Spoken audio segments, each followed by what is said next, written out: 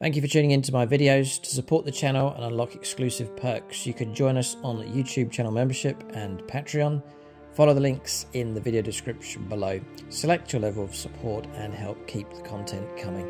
This channel exists because of the support we have from fans just like you. Thanks and enjoy the video.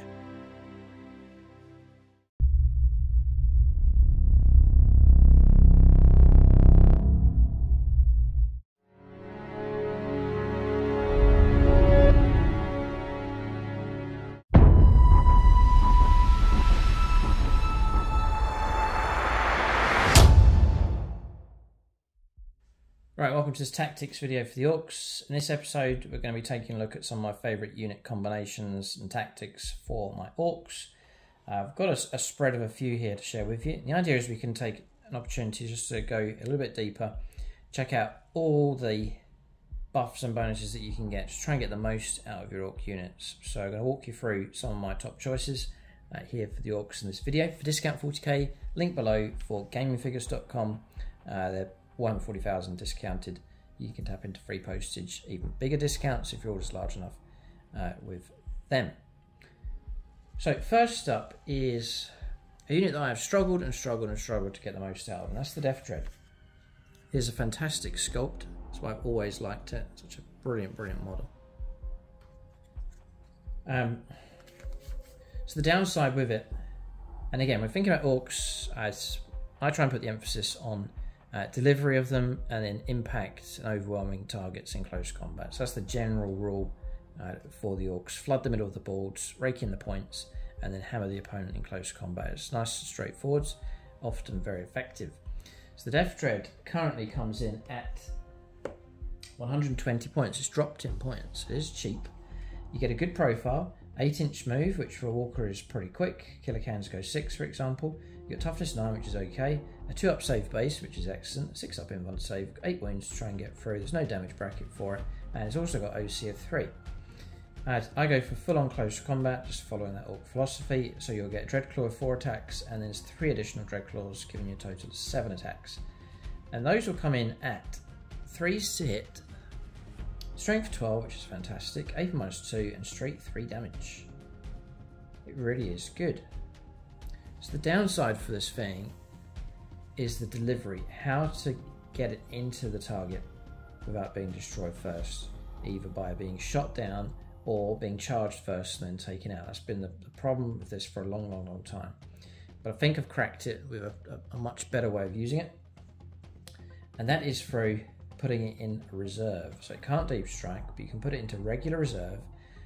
So that means that you're not having to walk it up the board, which is the first vulnerability that it has. The opponent ambushes it and destroys it. It's happened time and time again. So you're going to negate that by just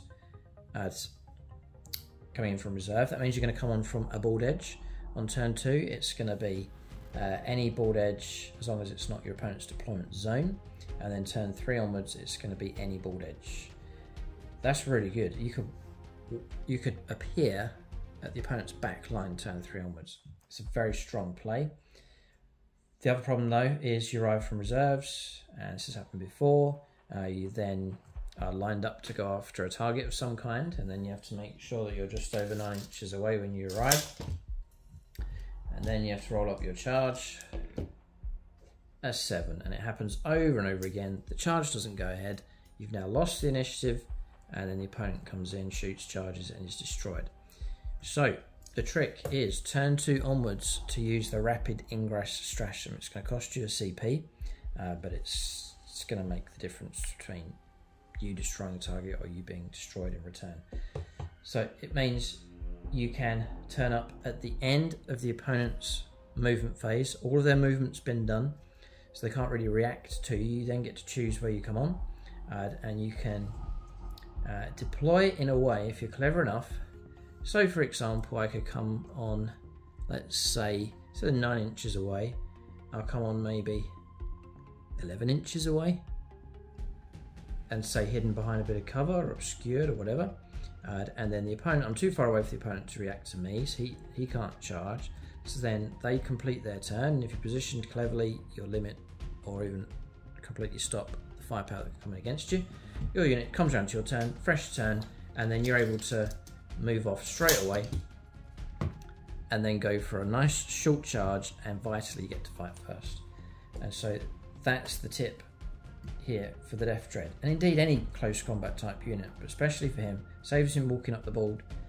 And then how to charge first, instead of just turning up on your turn, use rapid ingress to get into position and then move off on your movement phase, and then the initiative is then with you, and then you can charge in. So I'm going to charge him in here. We'll see how good he is. I think for him to do well against this Dreadnought, there's a few things. So I run the Warhorde. 6s will be sustained hits of 1. I'd also play Tank Shock on him to try and knock some wounds down from this Dreadnought. I believe it starts on 12 wounds. I've got to knock those wounds right down if I can. So we'll go for our charge. We've moved out from our ambush position. Charge goes ahead on a 6. That would have failed if he was doing a regular reserve move. In he goes. Now he is outclassed. 160 points against 120. But we'll give it a go. We'll say there's a WAAAGH going on as well. Just trying to show you. So 4 attacks base plus 3. WAAAGH gives me an extra attack. It's got 8 attacks. I need 3s. And we'll come back to that in a second because I want to do Tank Shock as well. I mentioned that. So I said I'll do it. I'll just leave that result as it is. So Tank Shock is a CP. You're going to go by your toughness, which is 9. It's alright, and I'm looking for 5s to wound. The idea is to chip away a few wounds off of this if we can. And 100% mission success. 3 wounds caused. That's really going to help me out. I'm going to drop down to 9 wounds left. I'll need 3 successful chops to go for instead of 4. Make all the difference. I'm now going to take away the misses from my hits. And a brilliant illustration for Warhorde. 666 adds 3 back in. I've now got a pretty good chance. Now I'm going to try and wound. Strength 13 with the WAAAGH. 3s to wound. Taking away the 1s and 2s. That's a shame. 5 have failed. And then AP minus 2, 4 ups to block. And nearly done it. 2 go through. So dropping him down to just 3 wounds left. Not an ideal situation. Target's going to get to fight back against me. But that shows you the potential is there. And that's a very tough target and he's outclassed. Another option to go for. You'd have a field day against a target like this. Nice heavy infantry who don't chop backs so hard. This kind of target, and this is the kind of target you could go into because he's flanked. You know, he's got in to the flanks or the rear of the enemy position, and this is his perfect kind of target. Heavy infantry who can't do too much in return. So we'll go for our charge. We've moved out, got ourselves into position. We'll roll a 3 there for that charge. It may well still be in, but we'll roll again. There you go, 6. Then he goes. So there's a WAAAGH going on. 8 attacks. We'll do Tank Shock first of all, again just to soften up the target. In 5s. 1 and 2, so 2 wounds caused. Dropping down to 1. And then we're looking for 3s. I'm not looking to wipe the target. They've all hit. There's 2 6s in there. There's potential this thing. 2s to wound. Strength 13, toughness 6. It's 2s to wound. This is a much better target for him. Minus 2. 5s to block. Done really well. Well. Yeah, brilliant. 6 casualties. Brilliant job. And then they'll fight back, but they don't stand much of a chance of doing too much damage to him. That's the perfect situation for him. Going in against heavy infantry. High damage, damage 3, cuts right through those Gravis Marines very effectively indeed. So that's a real good situation for the Death Dread. You'd almost want a pair of them working together to take on targets, would be great. But you can't rapid ingress the 2 of them, so it's tricky. But just alone one of those, perhaps even better at taking down units that have already taken damage. Finishing units off, such as a weakened unit of heavy intercessors or a dreadnought that's got half of its wounds left. Just trying to make sure you get the kill would be the better option for the Death Dread. So just some illustrations of him, but I think that cracks the use of trying to get him in first and into position without having to march up the board, and that's reserved. Rapid ingress gives you the best opportunity there with the Death Dread. Hope that's a help to you. That's a little sideshow. We'll take a look at the main units now. I want to mention the battle wagon. This one here with the Death Roller attachment on the front. The size of it looks so good for the Orks. So WAAAGH is a fantastic transport vehicle and a unit that can fight in its own right. You've got a 10-inch move. It's going to shuttle your slower infantry across the board. It's got a brilliant capacity of 22, I believe. Yeah, 22 infantry. You get 2 squads of 10 boys in there, plus a few characters. Mega Nobs count as 2, so my squad of 5 will count as 10. I've still got plenty of space. The character counts as 12. I could still put all of these in there, plus a squad of 10 boys. Fantastic. 3 up save, 6 up invuln. 16 wounds, a lot of wounds to try and get through. It's got OC of 5, fantastic. And this is a 160 point model. Toughness 10 is good, but you can make it even better. It's a firing deck if you wish, so you can put some shooting units aside and they can fire out of it, so it protects them as they shoot. I want to run through a good few little tricks here with this thing. So, great transport vehicle. It's also well protected, ramshackle but rugged. Each time attack is allocated to the model. That's close combat or shooting. Worse than the AP value by 1, so I must remember that in game, but -1 off the AP, very, very useful indeed. Usually going to find yourself in cover. You can get +1 to your armor save with that as well. So effectively -2 off the AP. And a lot of stuff out there is AP -2, -3. So you really are cutting down the armor punching ability against this thing. And if they do get through your saves, there's 16 wounds to try and chew through, which is a lot of wounds to try and bring this thing down. So it's a brilliant transport vehicle. Not only that, but it can shoot a load of stuff. There's 4 big shooters on this. You can take a lobber and zap gun. I don't take the kill cannon because if you do, it cuts down your transport capacity. But what I do take though is ARD case. You lose open top, that's fine. Or firing deck, you lose that, but that's fine because I'm transporting close combat built units anyway. But you'll get +2 to the bearer's toughness, taking you to toughness 12, which is fantastically good. And then yeah, and then you lose the firing deck ability. But to go to toughness 12, it's going to make it even harder to bring this thing down. And then I said it's a unit that can fight in its own right. It can actually fight well enough. You got the Death Roller upgrade, 6 attacks and 3s, strength 9, -1, 2 damage. Then you can then take the Grabbing Claw as extra attacks on top of this, so 2 attacks and 3, strength 8, -2 and 2 damage. And you can also take the Wrecking Ball as extra attacks with 1 attack, 4, strength 10, AP 0 and 1 D6 damage. And then on top of that, you can go for Tank Shock again. And bear in mind, if you've got ARD-case, your toughness 12, so you can have 12 dice, need 5s. So you really can smack into a unit well enough. Yeah. Yeah, you can. You can do really well. So I highly rate WAAAGHs. I'm convinced I should run a second one because they're just so useful. Brilliant survivability, excellent transport capacity, decent bit of decker, and they really can fight well enough in close combat. And all those combat attacks that I mentioned will benefit from Warhorde. Any 6s will pop sustained hits 1. So that's my preferred mode of transport for my combat-based type units. Alright, so we'll move on to Mega Nobs. I run a squad of 5. We'll pitch them against this Dreadnought. And I usually run a War Boss in Mega Armor with them. This is Grog the Whopper. He'll go with those. Quite vital. It's a good move to do it. Mega Nobs, first of all. Brilliant stat line on these. It's a very tough unit, toughness 6. They come with a 2-up save. On these, it's Crumping Time during the battle round in which you call a WAAAGH. You get a 4-up Feel No Pain. I think that's been nerfed to a 5+ Feel No Pain, but still very, very good because there's a lot of wounds on these models.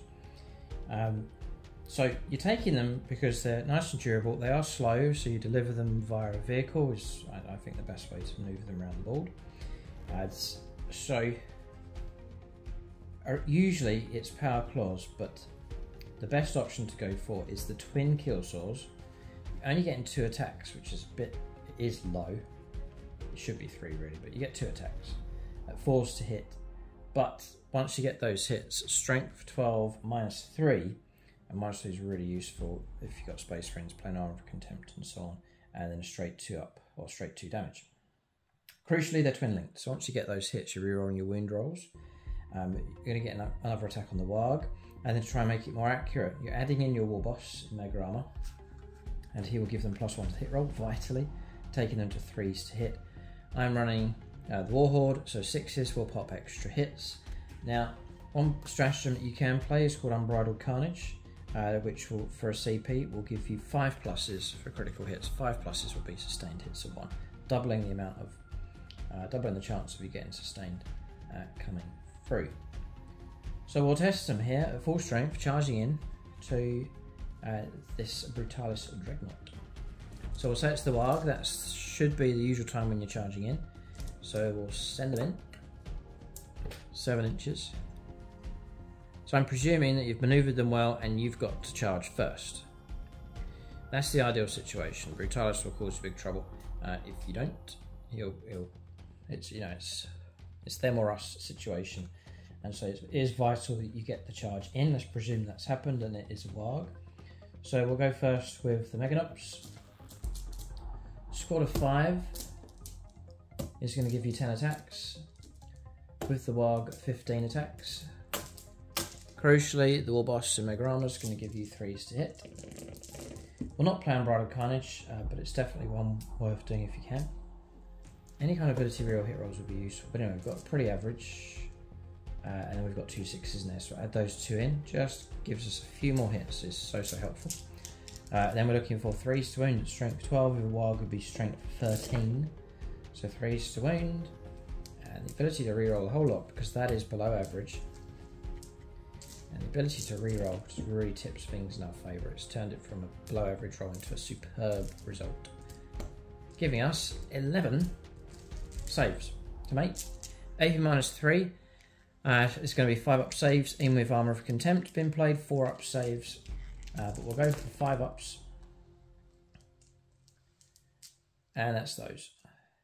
8. 2 damage each, 16 wounds, target destroyed, and spare. We didn't even have to use the War Boss. Even Armour of Contempt wouldn't have stopped those from going through. So they do have the ability of getting through the enemy's armour, but it needs to be going in at full strength, fighting first. With the WAAAGH, I think made a huge difference, and then you noticed a little bit of extra help coming through Warhorde, a couple of 6s in there, just chucking in a few extra attacks, and then hits, and then definitely the War Boss to give you +1 to hit rolls. So illustrated that one well enough, I think, and it'd be a similar kind of result against things like the heavy infantry here, the heavy intercessors. You'd be chopping through those, except you'd be winning on 2s instead of 3s, and the armour wouldn't be as good as well. It'd be on something like 6s to block that damage from coming through. And they will happily sit in combat against these infantry units that can't really do too much in return. So effective enough. We want to line up another combination for delivering them across the board, making sure you fight first, fight at full strength, and then hit like a sledgehammer. And that is my unit of Orc Knobs. It's 175 points for the Mega Knobs. A full squad of 10 knobs is currently running at 210. I have to warn you, they are soft. If the opponent's able to strike you first, you're in trouble. So just bear that in mind for Orcs. Whatever combos you decide to go for, try and focus on striking first and at full strength. As always, the key with the Orcs. They can be glass hammer, as tough as they are. They can be vaporized away quick enough.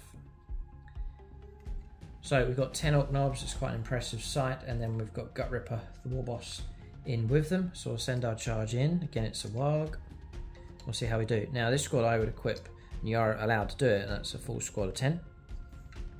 All equipped with Power Claws. And this will be an avalanche of attacks. So I really fancy our chances here. We'll see how effective they are though. So knobs with Power Claws, it's going to be 3 attacks base, 4 attacks with the WAAAGH, so it's going to be 40 attacks. We'll do 2 lots of 20 to illustrate. So forced to hit with the War Boss, crucially, I mean he's a must, you must add him in. It's going to make it 3s to hit.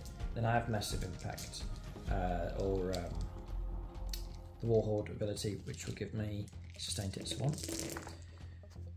So 3s. Taking away the 1s and 2s. 3s is good. if I didn't have the war boss,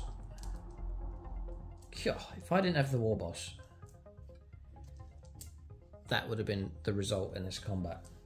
4 hits. Instead of 4 hits, we've got 13. The difference is insane. There's a couple of 6s in there as well. Just tips it over in my favour there, just gets a few more in. So we'll be coming in at strength 9 for the power claws, strength 10 on the charge, toughness 6 though, so it's going to be 3s to wound. Not twin link, but just a ton of attacks, which will help make all the difference. Taking the 1s and 2s, taking them away. So we've got 11.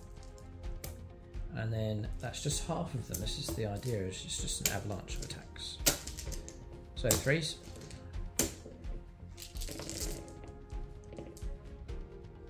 Taking away the 1s and 2s.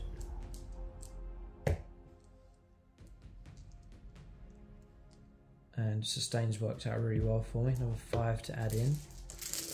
Just always get, no matter if you charge, don't charge, whatever type of unit it is, just 6s pop extra hits in close combat. It's a fantastic ability. So trying to wound here on 3s. That was a failure. Alright, okay, so 15, 20, 24.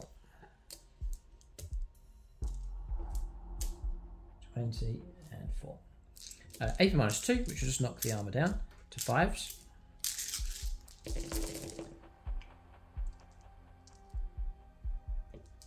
Taking away the valiant attempt to keep the damage away. And we're looking at 1, 2, because it's damage 2, but they're 3 wounds each, so need pairs. 3, 4, 5, 6, 7, 8 slain, so that's virtually the whole squad except 2. So that's the kind of impact that we're looking for. So looking something like that. Mission accomplished. We've hammered that unit into the ground. Then you've got the war boss himself. It's a WAAAGH, so he gets an extra 4. And he's going to benefit from his own +1, so his 3s becomes 2s. 6s are great. So 1's missed, but sustained anyway, so add that back in. And he will be strength 11, so he's going to be 3s to wound. And then we're going to be 5s to block, see if we can get the wipeout. And we don't quite. We've enough to kill another one, and 2 wounds on another. Don't forget the squeak. 2 hits. A wound, this is our chance. No, passed. Okay, so Squig almost finished off the last model. But mission accomplished, there's no fight left in these, they'll cause no trouble back. That unit's been virtually wiped out, crippled. There's a few other abilities as well. The boss's lads, whilst the war boss is leading this unit, each time attack targets this unit, so shooting on close combat if its strength is greater. And the toughness, it's -1 to the wound roll, so a bit of protection there. There's ammo run as well for lethal hits, but that's just for shooting. So -1 to the wound roll against you is just going to protect you a little bit, but really the situation you want is you're not having to protect yourself at all. You're getting in there and fighting first is the key for really all of these Ork combinations. So just as important as choosing the right unit, it's also the timing and your ability to deliver them effectively. So that's my favourite combinations, my hardest hitting Ork units, which is something you really need to think about, focus on for your Ork army. You've got to have units that will hit really, really hard against the opponent, and then that's half of it. The other half is your ability to get them in at full strength and to fight first. If you're able to do those things, then your Orks really can have a great impact on the board. We looked at the Death Dread sneaky unit. I think the best way to use it is just rapid ingress and flank with it. And then Battle Wagon is preferred. You could get away with using a truck, but it's a lot more susceptible to being destroyed. The Battle Wagon, sending your Mega Knobs and their war boss, or the Knobs and Gut Ripper, sending them across the board and hitting like a avalanche at full strength. It's very effective indeed. A few little extra tweaks, a stratagem you can use with the War Horde ability. 6 is popping extra hits, all of that helps to work in your favour as well. Hope that's a help to you as you seek to improve and enhance your Ork tactics. For discount 40k, it's gaming figures in the video description below. Keep a lookout for more videos for the Orks. There should be a content bomb that's live. There's a load of videos you can check out. Full Codex review, the rated videos for the units and detachments as well. Do check out the other factions. I've made a good number of content bombs now for multiple factions on the channel. Thanks for watching. Tune in next time.